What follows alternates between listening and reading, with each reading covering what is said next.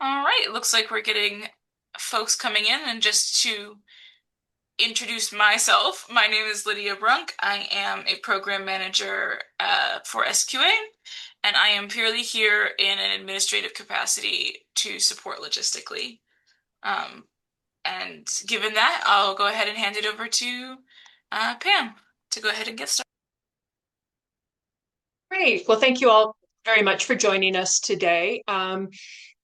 This is a six-part series that will be introducing you to the exam and really more from a technical aspect of how to prepare, developing a personal study plan, and really want to let you know that at this point, we are not discussing questions, and we cannot discuss questions that are on any of the exams, GLP, GCP, GMP. So just want to bring that right up in the beginning here. If you have a question, throw it in the chat. We will be trying to review those also. We'll also have a question and answer period at the very end to be able to address any of your specific questions.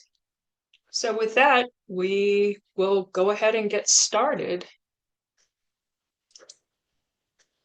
Important reminders, if you have, or excuse me, if you need technical support, like I said, please use the chat or give the call to the number here. Questions in the chat, you can also put them there. If you'd like to ask a question, use the raise hand feature. We will try to get to those. Sometimes they're difficult with so many people on a webinar to be able to see all those, but we will probably putting them in the chat's the best way for us to see your question. As it noted, SQA Learning Center, the slides and the recording will be posted. So if you miss a week, you'll be able to go back and actually look at those. And we're actually building on each of the weeks as we go on. So if you do miss one, it's kind of a good idea to go back and perhaps look at the one that you missed, um, to be able to kind of build on the last one. And if you do not wish to be recorded, do not raise your hand or submit a question.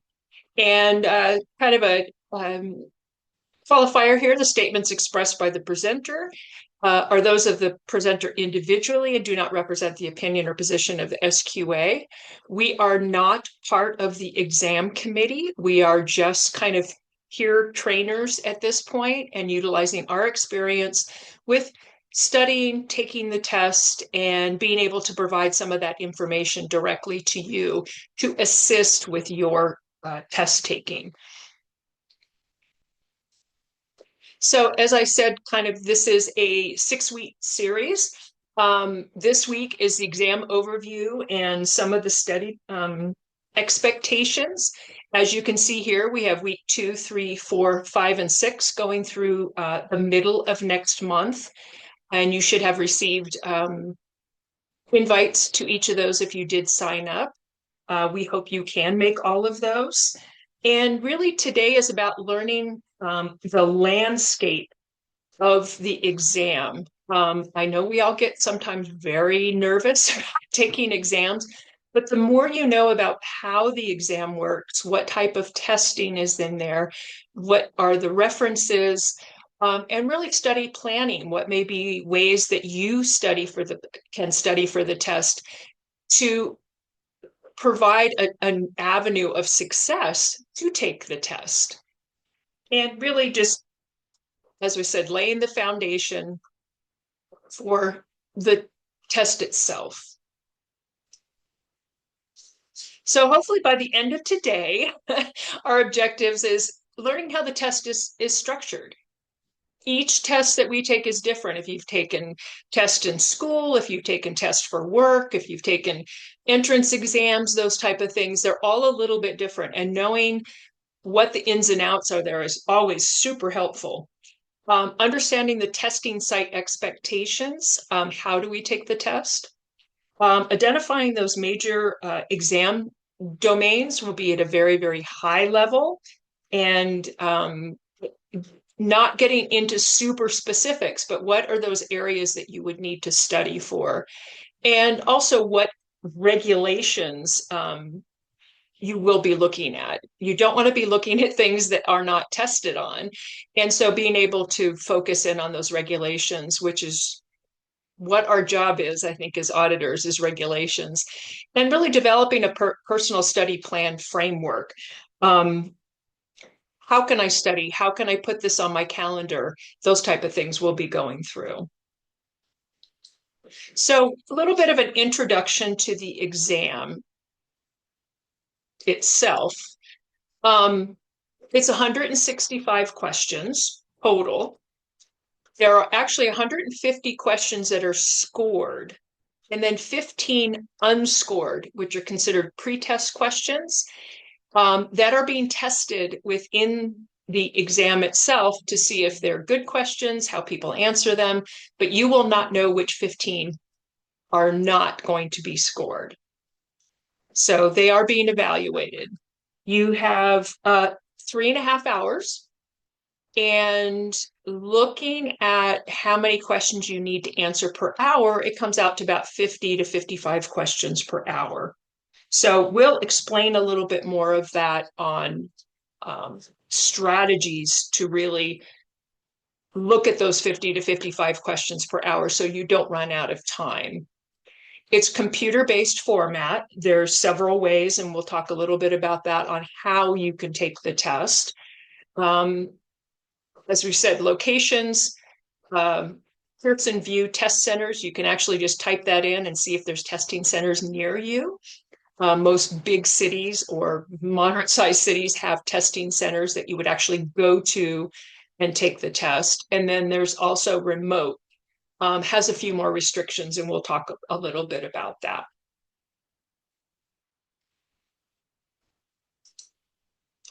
So the score is reported as a scaled score. And what that essentially means is that some tests may be considered harder or easier than other tests. And so scaling the score is scaling it across tests provided over a number of years. So it is fair for what your score is. The passing score is 75, and which is on that scaled score. So your raw score is the number of correct answers. And like I said, it equates fairness across different exam versions. Sometimes exams are reviewed and say, this question is just not testing well, and that one may be taken out. And then other questions may be put into the exam itself. So there may not be exactly the same year to year to year. Different questions are taken out or put in, depending on their statistics for testing.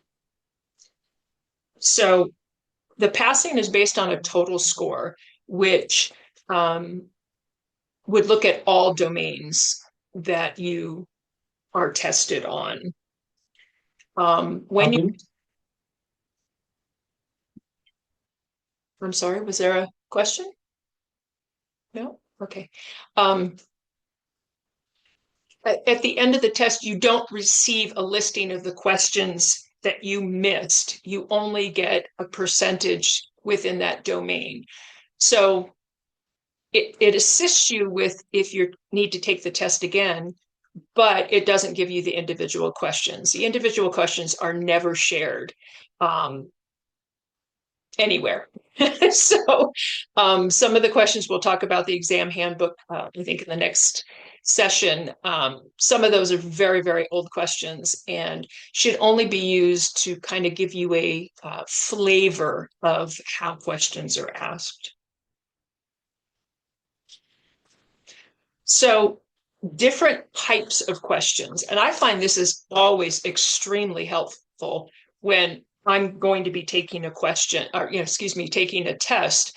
The question format's multiple choice. Select the best answer. You'll see the question, the best answer is, and there's no penalty for guessing. So this can be really important for, I'm not quite sure I know the answer. I can come back to it. Even from electronically taking the test, you can come back to it. but maybe eliminate one or two of the answers that make no sense at all, and then go ahead and guess. So you don't get points off for that. So different levels, and we'll talk a little bit about this too, is recall. That is actually after you've read, say, perhaps a regulation, and is you're recognizing or remembering the facts. There's not a lot of thought process in it, but if you've been auditing for a number of years, there's a lot of terms and a lot of regulations that you know like the back of your hand. So that's what recall is. Application, apply knowledge, your knowledge to a new situation. It may give you not specifically noted in the regulations, it says X, Y, and Z. It may be, okay, you come across a situation at an investigator site or a vendor. How would you apply the regulations to this situation? And then analysis are considered the harder type questions. Really synthesize, evaluate, determine the best solution. And I think one thing we like to caution on is not everything is recall. It's not just the quick answer that you can answer, off the back of your hand and just go through the test. You may have to think, read it, read all the answers, and really apply your knowledge to the situation and pick the best answer.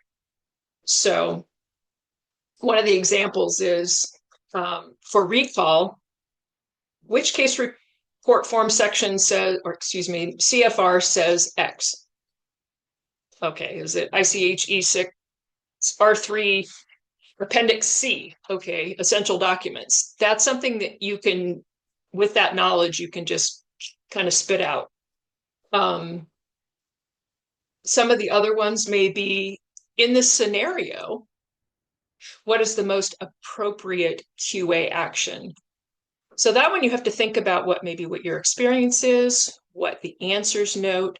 So it's going to take a little bit more time. And that's why we'll talk about a little bit more in week 4, how to approach best answer questions, because those might be not intuitively obvious or be able to recall quickly.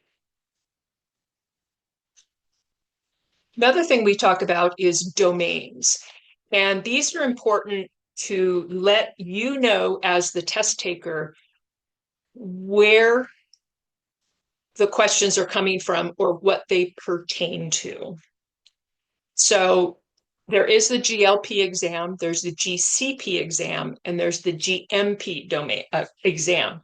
So each one of them has, depending on which one you're testing for, may have a little bit different mix of questions. So how to read this is, so for the GLM, oh my gosh, excuse me, this morning, the GLP exam, compliance assessment is 43% of the questions. So thinking about that, that may be where you want more of your emphasis on than perhaps compliance management that's only 30%, or applied expertise, 28%.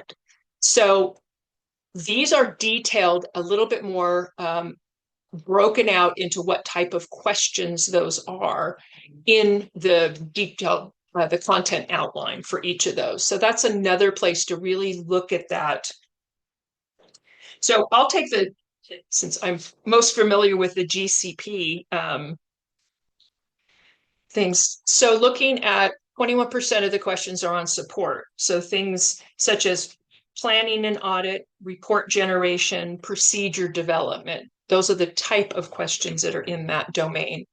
Assessment, which is almost 50% of the study. So inspecting, auditing, analyzing, and evaluating.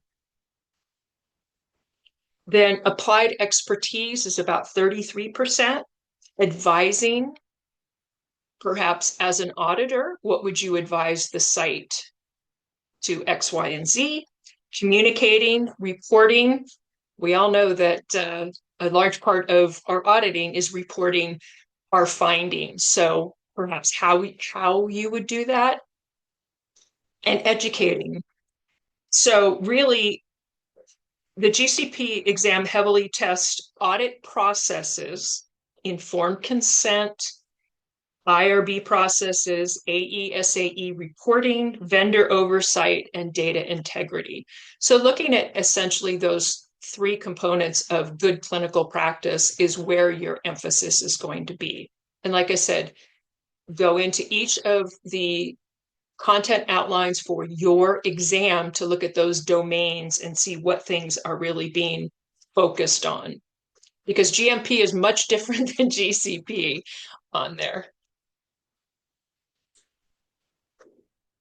So eligibility requirements, we cannot provide any standing on your eligibility requirements in these sessions. So that would be something you need to look at and or um, ask questions on of the exam committee or as you put in your application.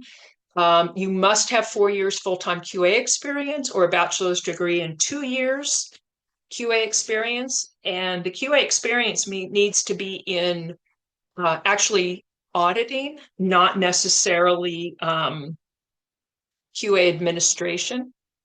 Experience must include auditing, evaluating, inspecting, and that will be reviewed. And really update your resume. So the CV needs to really detail your years and months in position, responsibilities, and percent of time spent in QA audit. Obviously, if you're 100% auditor in whatever position that you have, then that was what you would put into that information. And really, we encourage the candidates to really review the eligibility early and do not assume the qualifications. You want to make sure you have actually 4 years full time based on number of years and percentages.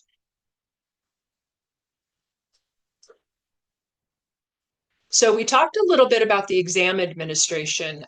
In-person testing centers, what happens is most testing centers require a government ID, a photo ID, and perhaps a digital signature. Some have palm scans, but you can take the opt out of those. And a whiteboard is provided. Therefore, you can't take anything with you. You can take notes or write down items, maybe something that you know you missed to know what question it was or what the question was about. No personal items. You actually walk in and you lock all of that stuff into a locker. If you have specific medical needs, you can petition when you apply for that information and that gets reviewed. So don't feel you go in there with it, you can't bring perhaps medical items in there if that's what's needed. The remote is a live proctor via webcam, and you can't leave the camera view. You need specific technical requirements for the computer that you're using, no scratch paper, and sometimes higher rate of technical disruptions, perhaps non-completion rates, because you're counting your technology to be work 100% for over 3 hours. And sometimes we know that doesn't happen. So it is highly encouraged to do the in-person CBT testing due to security and technical risks. And so that's something that you could even look before you apply when you start looking at that to look and see what's close to you. If there is something close to you, or is that something you're going to have to travel to be able to take the 3.5 hour testing, because they have specific time frames when you're actually testing there. And you may not be the only person testing. They test all kinds of certifications. So it may be full, or something that you may have to pick another date specifically, and making sure that that's within the window for taking the study. excuse me, taking the certification.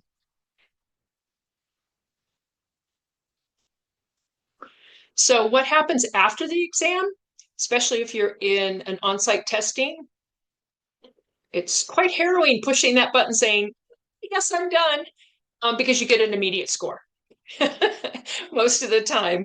So in rare cases, you may not see the scoring until up about 6 weeks later, especially if it's a brand new exam form that hasn't been equated, type of thing.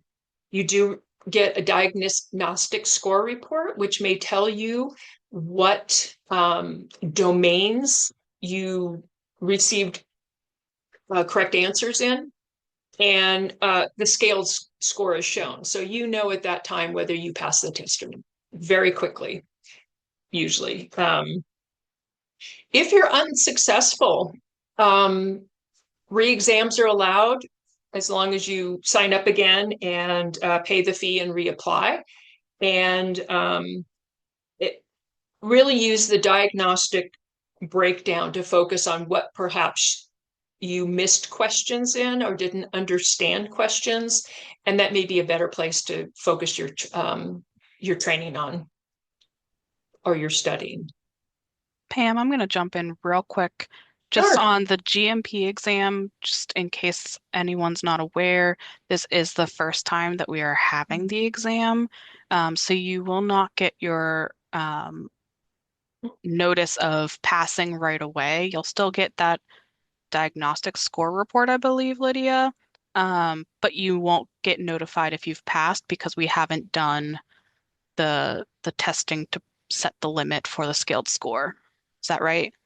I don't believe a diagnostic score report will be included either, but I'm not certain about that. I will have to verify that. What we've discussed is that a score will not be available at the time of completing the test. It'll typically arrive about 6 to 8 weeks later for the very first iteration of an exam, or when we're completely overhauling the scoring, which happens, I believe, about every 4 or 5 years. And just to note that if your score is often available right at the end of the exam. Sometimes it isn't, and in that case, it's usually available within about 1 hour in your Pearson View account. The Pearson View account is what you would use to schedule the exam. Thank you, Sam and Lydia. I didn't realize that. And I'm forgetting that this is the first year for the GMP certification. Great information. As they're sitting there waiting for it, it would take some time. So once you do get your credential, you do need to keep it up to date. So there's cycles for the testing, and then after that, the re-registration is specific timelines for that. Just something to be aware if you're registering for that. Uh, Continuing education units are required, and 48 total units per cycle over the 3 years, and then 24 units must be discipline specific. And there are a multitude of ways within SQA to earn units, taking trainings, conferences, webinars. FDA does quite a few free webinars. If you've got other perhaps organizations that you belong to, they a lot of times have free webinars, specialty sections, regional chapters do these. And also, there's a couple of other places too. Presenting, if you're presenting at SQA annual meeting or Quality College, if you're publishing, you can also become part of the mentoring program. And also professional service committees and elected roles, which there are quite a few within SQA, and maybe even other ones that are industry related. So that's something to keep track of. Don't be, when you get the notification that, hey, your certification is coming up for renewal, and you say, oh my gosh, I have to have 48 total units. It's really something to be doing over the year, taking those and such. One thing that we always tell people is be sure and add those to your learning center. Because if you don't add them, if they're not an SQA specific activity, you won't get credit for those. So I always personally, once after I take it, once I get the certification, once I get perhaps an agenda, I try to hold on to those things. I go right in and do it. So that's something to remember.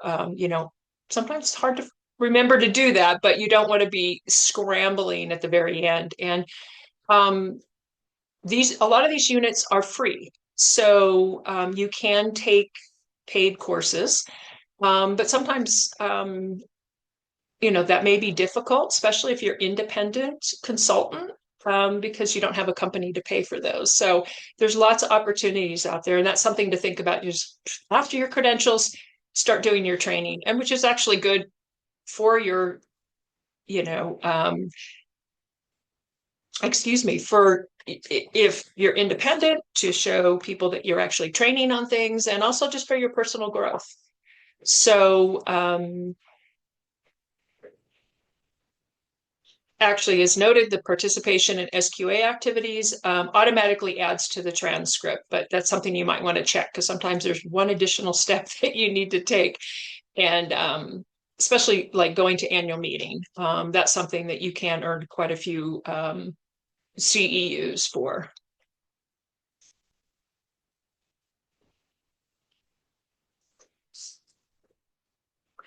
So really, developing your personal study plan. As we said, there's a whole lot of questions and maybe things to review.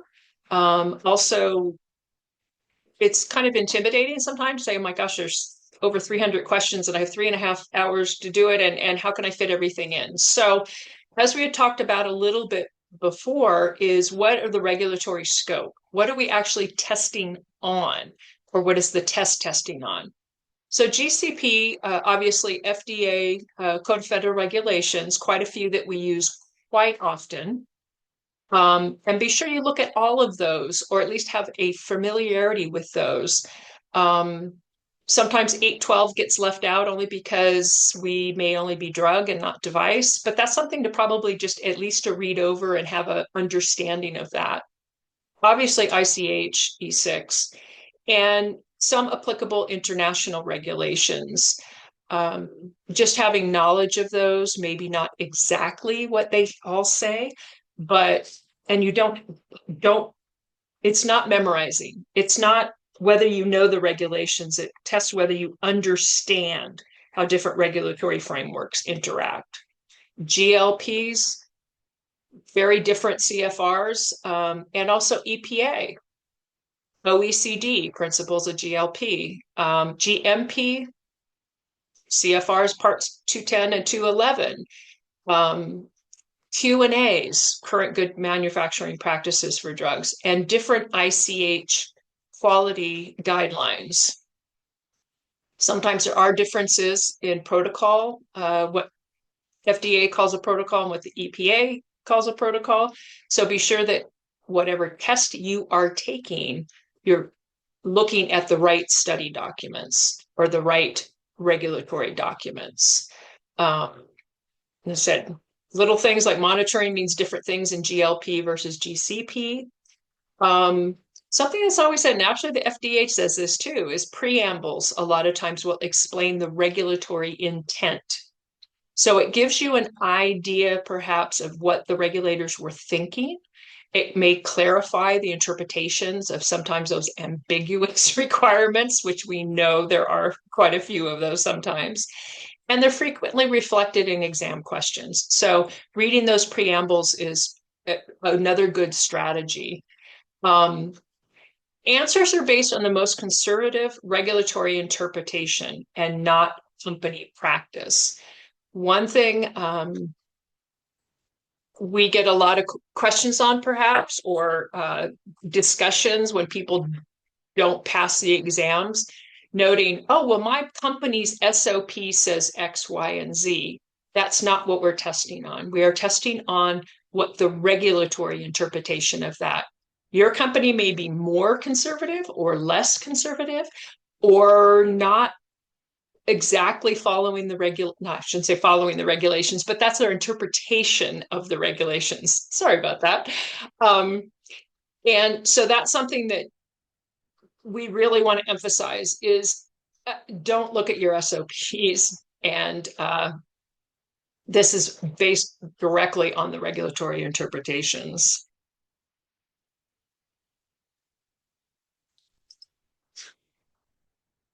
So really a strong study plan, and which is what we're talking about, is early on, we're giving you framework for the study, how it's done. So really look at your target exam date. Don't wait till a week beforehand to think, oh, shoot, I really need to look at this. Work backwards. What's your weekly study time commitment? We all have very busy lives, work, family commitments, other things. Can you carve out an hour a day? Can you carve out 12 hours on the weekend? You know, that type of thing. So looking at your own commitment to life already, what can you add in there for study time? Define resources. Be sure and get those resources, read those resources, and perhaps have some type of accountability system. Am I going through these? Check, check, check, check. Do I need a little bit of testing? And really look at your progress as you get closer and closer to the exam date. So really preparation reduces that anxiety of test taking already that we have, even as adults. And really having a plan allows you to control, do step by step, build your learning as you get closer and closer to the exam date. So usually estimate your study commitment, like we said, typical preparation window, 8 to 12 weeks when you sign up to when your actual date is for testing, and perhaps 3 to 6 hours per week. Sometimes studying 3 hours every week for 10 weeks is better than 12 hours once a month. Reading regulations is not fun. I prefer the ICH regulations because at least they're readable, but you got to look at the FDA regulations too, which are so onerous sometimes reading.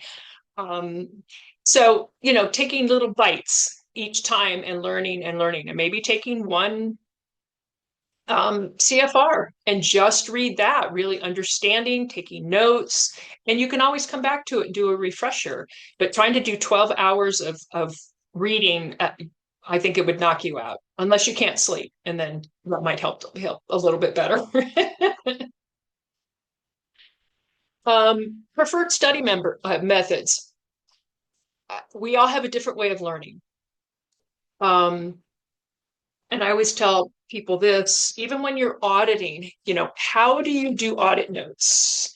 And how do you, you know, keep track of everything that you look at during an audit? Each person is different, and you need to find the method that works best for you. So if you're an individual self-studier, it may be just read, take notes, and you're good.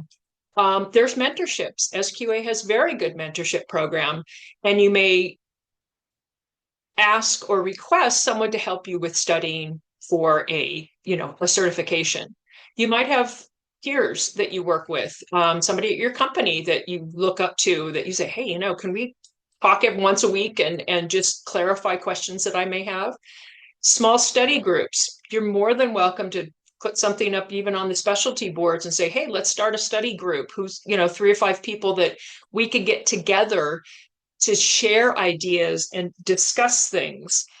Large facilitated sessions. This is something that is large, what we're doing, but you may be able to ask questions, not question specific about the questions on a test, but you know, to bounce ideas off. So what works best for you? And that's the way that you need to do it. So you may think about other certifications that you've taken, or college. It's been a while for some of us in college, but you know, how you took college tests or how you did other things that from a testing from a professional point of view. And you may have a combination of those: individual self-study, meet with a group, that type of thing. So forming small study groups, like we said, 3 to 5 participants may work well, meeting weekly or biweekly. It may be just people in your company. It may, be people within your regional group. Rotate facilitators. Believe me, teaching something or facilitating discussions helps you also to learn the material much better, because you need to be kind of knowledgeable about that. And it's like, oh, hey, let's talk about, 21 CFR Part 11 within the certification that I'm taking. So also scenarios. One thing that's really good as we learn and I learn as an auditor is discussing scenarios. What has happened? What have you seen in your real life as an auditor? And what did you do? Or what was, the plan of action? And that may help you also going, was that as per regulations? Yes, it was. And then just teaching one another, I think, the concepts. So um, being able to just, reach out to other participants to say, hey, I'm going to be taking the test. Does anybody want to put a small group together? So really using those regulations strategically, it's applied understanding. It's not memorizing. I'm a horrible memorizer. I'm much better with understanding or working within scenarios. Um, who's responsible for a regulation? Is it the sponsor? Is it the investigator? Is it the CRO? Is it the vendor? Is it the QA department? That type of thing is who would be responsible for this? And this is something that we really do in our real lives. If you think about writing an audit report, we take that and say, who's responsible for this? Who's responsible for that? And perhaps even keeping a question log. What Okay, I have a question about this, or I'm not understanding this, or who would be responsible for this, and tracking the weak areas. And that may go back to the domains again, of looking where's that priority for the domains. If it's something that's really, really small, maybe find out about it and then, put it aside, or, go back to it before you act, excuse me, before you study or recall for the certification, right beforehand, go over and just, oh, let's keep that fresh in my mind. So in week 3, we will expand a little bit on study tools and resources that could hopefully help you set up your planning for the actual certification. I'm just looking at the time. Oh, good. Managing your time. Block the study time on your calendar. This is important. The certification is important to your professional and personal growth. So blocking it on the calendar will allow you to not put it aside or forget about it. So treat it important, like a meeting, and perhaps schedule mentor groups or sessions. Like I said, putting that on the calendar, if it's every, Friday at lunchtime, kind of like what we're doing, or, every Tuesday at lunchtime, that allows you to, prepare for it, come with questions, things like that. And also just limit your interruptions. You know, doing multiple things at once when you're trying to really study is probably not a good thing. And I know work always is in the background there. So being able to, limit those interruptions, maybe going away from your computer, reading something that's in a quiet place.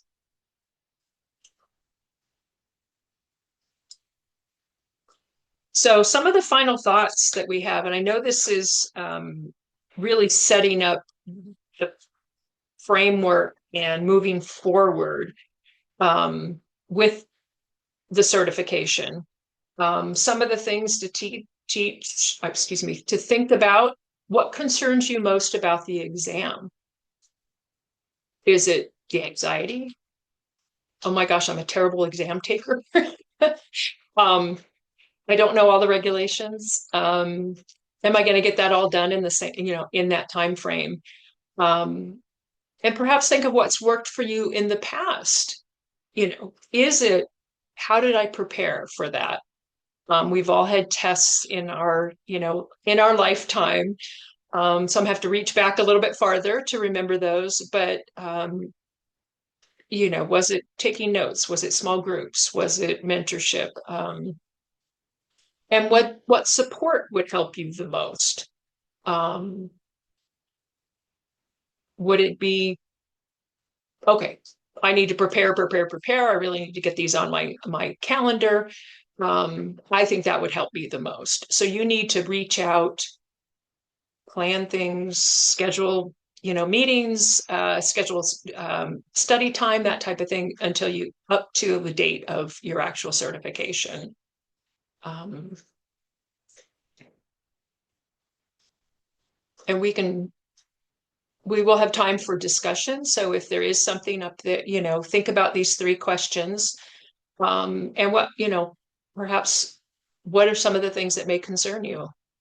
And that's something that we can integrate into some of our discussions, in the next meetings. So really, as we wrap up, and we'll have time for questions, understanding the structure. So we gave you some tips on that of domains, what regulatory, what regulations that you need to look at, choosing that target date. Don't do it for next week. If you push it out to, December sounds like a long way away until you figure, oh my gosh, it's going to come here pretty quickly. A realistic study plan. How much time can you carve out each week to actually study? And like we said, using the regulations strategically, it's not a memorization, it's an understanding. And, and really form accountability systems, checking off domains as you review them, maybe checking off the regulations, um, double checking with peers or colleagues of, hey, can you answer this question for me? Or what would you do in this situation? Or let's look at these regulatory items and see what we would do perhaps in our company, or what would, that type of thing. So really looking at those things. And it is achievable. With steady preparation and good planning and good studying. So, you may hear people say, oh, it was so hard and I didn't understand and things like that. If you plan for it and you study, you can achieve success. So we do have time. Just a reminder, next week is our second session, and that'll talk a little bit about using the exam handbook. If you want to prepare for that a little bit, you can go right on the SQA certification page and download that for whatever certification that you want to take, and maybe take a look at that. Some of the things that we talked about here, but that'll give it in your hand to be able to look at that and being maybe able to ask questions or have questions of it ready for the session itself. So I am going to stop sharing here. So we do have two questions from the chat. One is that they've applied for the exam almost a month ago and they're waiting for confirmation. So just letting you guys know that the exam window closed, I believe it was this week. And so applications are now being reviewed by the exam committee, and you should hopefully hear back from them on the results of the application review. I'm guessing next week, maybe. Lydia can answer that question. So yes, I just want to note for one thing. I know it's for clarity of terminology. We actually say the Council on Professional Registration instead of the exam committee because the Council on Professional Registration is the governing body for the RQAP exam, and then the exam committees are the folks who are primarily charged with maintaining the content of the exams themselves. So they're not the ones who are making the determinations about eligibility, for example. And what I will say is that unfortunately, I can't make any promises about anyone hearing back next week, the week after, anything like that. CPR promises that all candidates will hear back by mid-September at the latest.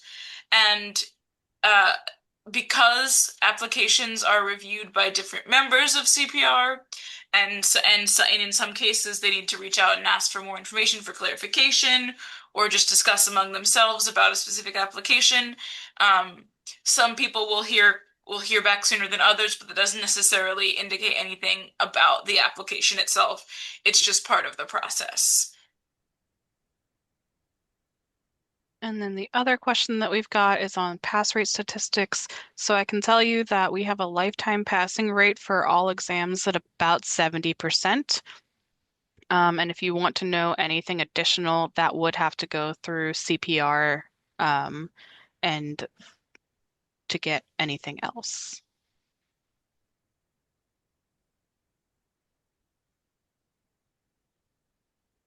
And just to be clear, for the when we say that the rates for the exams are 70%, technically speaking, no one has taken the RQAP GMP exam yet, so we don't have any pass rates for that.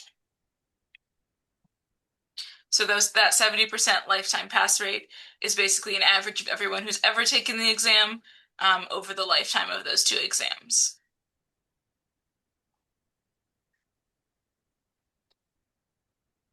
Yeah, and the GMP, as we said, they'll look at that from a statistical point of view for passing, and because they don't have any indication of how hard or easy the test is right now. So that's all looked at. Individual questions, the whole thing, break it down a lot of times on how experienced people are. Um, what's interesting is I have to admit, if any of you have ever heard of ACRP, I was on the exam committee for many years for ACRP. And one thing that we found was, as I had talked about a little bit, is sometimes very experienced people are used to their SOPs and they would miss questions because they were thinking of the SOPs and not the regulations. So that was something that when they sliced and diced all the people, like a 2 year beginner almost to, maybe a 20-year experienced, sometimes the pass rates were not as high for the more experienced people because they were very used to SOPs. So that's why we kind of tell you regulation, not SOP. So I was going through I saw 31 comments. I went, oh, I didn't think there was going to be 31 questions. And somebody had asked about the disability accommodations request. Um, I am, I would certainly try to do that disability request. Where I took the testing, there were actually bathrooms within the locked testing area. And, if you're noting, I'm pregnant, I need something to drink, um, I had personal accommodations that they allowed me actually to bring a snack in case I needed it. And unfortunately, it was during COVID, so I had to wear a mask the whole 3.5 hours. It was quite hard in some ways, and but they, definitely will look at that, and hopefully, will have that accommodation for you. So just to note again, I worked with as a staff member. I do work with the Council on Professional Education. Mm. Professional registration, but I cannot speak for them or tell you what decisions they'll make or how they will evaluate Mm. anything. But what I can say is that there are a variety of accommodations that are available. It's simply a question of whether or not the form would be approved by CPR. Um, to allow you to take advantage of those accommodations. And another thing to note when you're looking at accommodations, depending on what they are, they may restrict your availability in testing centers simply because not all testing centers can accommodate all accommodations. And again, this is not like to discourage you from taking advantage of the accommodations.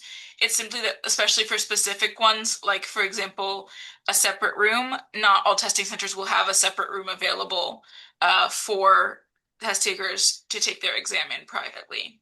Or it may be that someone else has already booked that separate room for that day and time. Uh, an additional reminder, I suppose, when talking about testing centers, they're also within, we do encourage, CPR does, that is to say, encourage test takers to try to take the exam in person if that's feasible for them, simply because of those additional restrictions that are imposed when you're taking the exam via remote proctoring. Um, but I will also say that if there is a Pearson Center in your area, that may also offer a better testing experience than a non-Pearson Center. So SQA contracts with Pearson VUE to provide the exams, and essentially Pearson has their own testing centers that they run that are dedicated testing centers, and then they have an extended network of other centers. Which may have a different primary purpose than administering tests. For example, I know that in my area, when I look at the scheduling process, there is like a local community college that also offers the ability to take tests there. For me personally, where I live, there is not like a professional center within like 30 minutes. So if I was scheduling for the exam, I would have to determine whether or not it makes more sense for me to go to the local community college, which again is not set up primarily for testing, or to travel a few hours to go to a testing center that is specifically a Pearson VUE testing center. Um, that is another sort of choice that you may want to make as a test taker.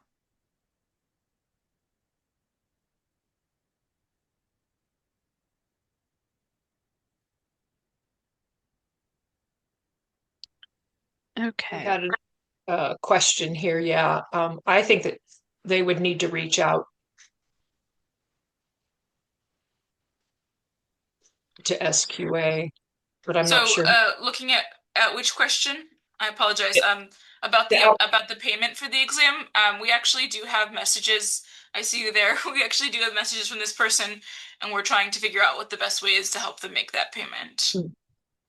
Um, and then in terms of Emily's question about how to add in the disability accommodation, what you would need to do is go back to the application form, just download that accommodation request form. So let me, if you don't mind me hijacking um, the meeting for just a moment, I am going to take everyone to the accommodation form itself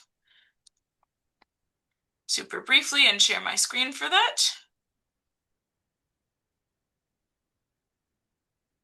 Excuse me. There we go. That should be sharing now. And you can see that here on the right-hand side, there is a request for special disability-related accommodations. And if you are requesting these accommodations, you would need to download this form where you are asking, you are listing what accommodation you're requesting. And then you would also need to have, for a disability accommodation specifically, you would need to have it signed off on by a health professional. And then since you've already submitted your application, what you would need to do is just email those to rqap@sqa.org. I would send them on to the Council on Professional Registration to make a decision. And then if they approve, I would add that into your exam record and it would be included when you're registered to take the exam.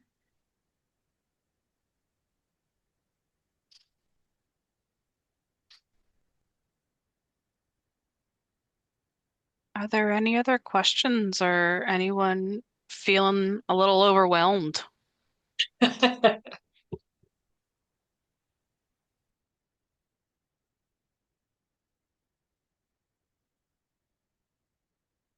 So it was pretty quiet. So, so like I said, for you know, if you think of something later, uh, pop it in the email to us. We're all both on SQA, and obviously everybody knows Lydia. So, if you do have a specific question on some of the uh, application information, which we cannot answer for you. I don't know the ins and outs of that, but certainly with the testing, send us a message or, save it, have it for next week. We will have different speakers depending on our availability each of the weeks as we kind of broke it up amongst all the volunteers. And but specific questions or something else comes up, even if it's something that we maybe are not discussing at that point, actually putting it in the chat, that was really nice that a lot of the questions were answered as we went along, especially the application questions. Like I said, I don't know anything about those at this point. So we hope that we can see you for each of the sessions. As Lydia noted, that things are being recorded. So if you need to go back perhaps and look at the slides and say, oh, shoot, what was this or what was that? Just for recall or maybe for additional studying. But we thank you very much for joining us, and we hope that we get to see you all. Well, can't really see you, but hope you join us for each of the 6 weeks. We feel that this would be very helpful to you for strategy, for setup, for expectations on the testing for the certifications. So you get a couple minutes back of your day, and hope everybody has a wonderful Friday. And Sam, I didn't know if you had anything else additional. No, I think just like you said, next week we'll kind of be diving into the exam handbook and how you can utilize that as a study tool. Great. Well, thank you all very much.